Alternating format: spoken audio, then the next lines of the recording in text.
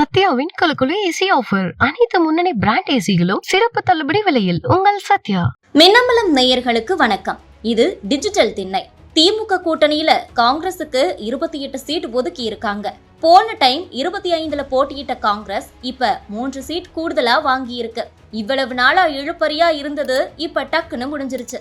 பிப்ரவரி 28ஆம் தேதி சோடங்கர் தலைமையிலான குழு முதல் கட்டமாக அதிகாரப்பூர்வமா அறிவாலயத்துக்கு வந்து பேச்சுவார்த்தை நடத்திட்டு போச்சு. அப்ப இந்த முறை கூட்டணியில புதிய கட்சிகள் வந்திருக்காங்க. அதனால போன டைம் போட்டியிட்டதை விட கொஞ்சம் தொகுதிகளை நாங்க உட்பட எல்லா கட்சிகளுமே குறைக்கணும். அதனால போன டைம் 25ல போட்டியிட்ட காங்கிரசுக்கு 23 இடங்கள்னு தான் திமுக குழு பேச ஆரம்பிச்சது. இதை ஏத்துக்கவே முடியாதுன்னு காங்கிரசுக்கு இந்த டைமும் 25 சீட் ஒதுக்குறோம்னு திமுக சொன்னது.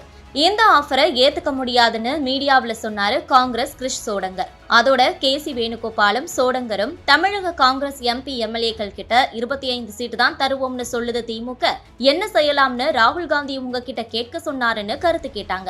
அதுல பெரும்பாலான எம்பி எம்எல்ஏக்கள் திமுக கிட்ட பேசி கூடுதலா தொகுதிகளை வாங்குங்க, விஜய் கூட கூட்டணிக்கு எல்லாம் போக வேண்டாம், கிரவுண்ட்ல அவருக்கு சப்போர்ட் இல்லைன்னு சொன்னாங்க. அத நாம ஏற்கனவே டிஜிட்டல் திண்ணையில கூறியிருந்தோம். அதே மாதிரி செல்வ பெருந்தகையும் விஜய் கூட கூட்டணிங்கிறது தற்கொலை முடிவு, அப்படி முடிவு செஞ்சா நான் பதவியை ராஜினாமா செய்வேன்னு கேசி வேணுகோபால் கிட்ட சொன்னாரு. இதுக்கு அப்புறம் தான் கார்கே, சோனியா எல்லாம் சீரியஸா களத்துல இறங்குனாங்க.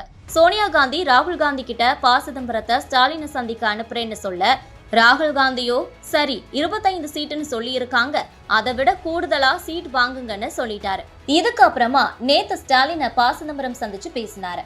இந்த பேச்சுவார்த்தையில 28+1 29+2ன்னு பேசப்பட்டுச்சு. அதுக்கு பிறகு நேற்று இரவு செல்வ பெருந்தகை வீட்டு திருமண நிச்சயதார்த்த நிகழ்ச்சியிலையும் ஸ்டாலின், கனிமொழி, சிதம்பரம் சந்திப்பு நடந்துச்சு. அப்போ ஸ்வீட் சாப்பிட்டு கொண்டே தனியா நின்று தொகுதி பங்கீடு குறித்து மூவரும் பேசினாங்க. என்ன சொல்கிறது உங்க தலைமை என்று ப. சிதம்பரத்திடம் ஸ்டாலின் கேட்க, அதற்கு 30 சீட்டிலேயே நிக்கிறாங்கன்னு ப. சிதம்பரம் கூறியிருக்கிறாரு. அது எப்படி முடியும், 28 தான் எங்களால் முடியும் என்று சற்றே கராராகவும் கூறியிருக்கிறாரு ஸ்டாலின். சரி, நாளைக்கு உங்க குழுவை அறிவாலயத்துக்கு வர சொல்லுங்க, பேசுவோம் என்று ப. சிதம்பரத்திடம் சொல்லிவிட்டு கிளம்பி இருக்கிறார். இதுக்கு அப்புறமா வீட்டுக்கு திரும்பும் போது தொகுதி பங்கீடு சரியா வருமா என்று யோசித்துக் கொண்டே சென்றிருக்கிறார்.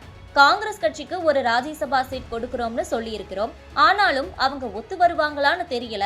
அப்படி அவங்க நாளைக்கு வரலைன்னா புதுக்கோட்டை அப்துல்லாவை பேப்பர்ஸை ரெடி பண்ண சொல்லுங்க என்று காங்கிரஸ் மேல் நம்பிக்கை இல்லாம தான் உத்தரவு போட்டிருக்காரு.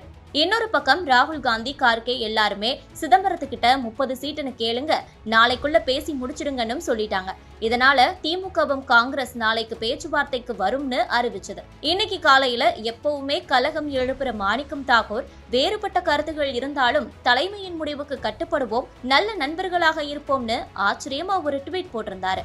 இன்னைக்கு காலையில இருந்து காங்கிரஸ் குழு வரும்னு திமுக எதிர்பார்த்தது. ஆனா காங்கிரஸ் குழு அறிவாலயத்துக்கு வரல. பிற்பகல் வரை பேச்சுவார்த்தை குழு தலைவர் கிரிஷ் சோடங்கர் டெல்லியில தான் இருந்தாரு.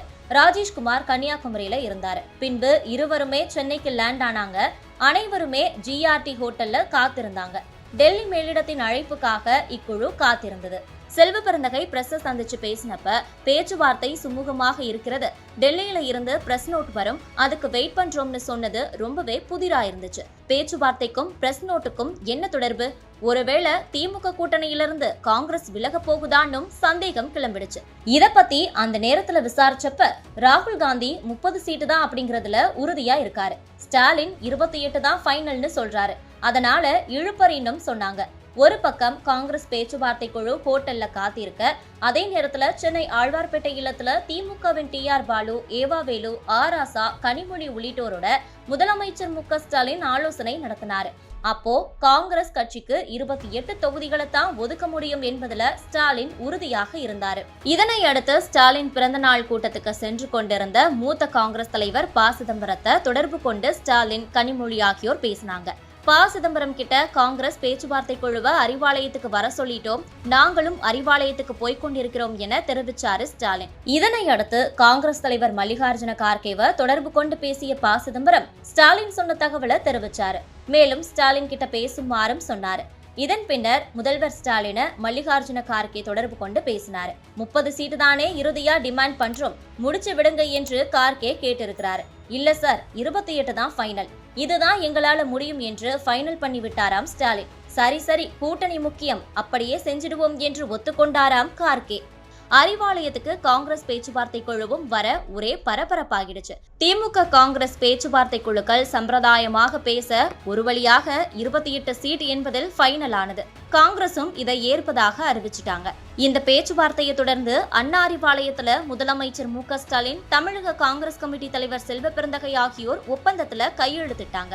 இப்ப 28 சீட்டை ஒப்புக்கொண்ட காங்கிரஸ் அடுத்து எந்தெந்த தொகுதிகள்னு வரும்போது என்னவெல்லாம் கேட்கும், திமுகவோட பதில் என்னவாக இருக்கும்னு ஏகப்பட்ட கேள்விகள் இருக்குது. சத்யாவின் குலுக்குலு ஏசி ஆஃபர். அனைத்து முன்னணி பிராண்ட் ஏசிகளும் சிறப்பு தள்ளுபடி விலையில். உங்கள் சத்யா.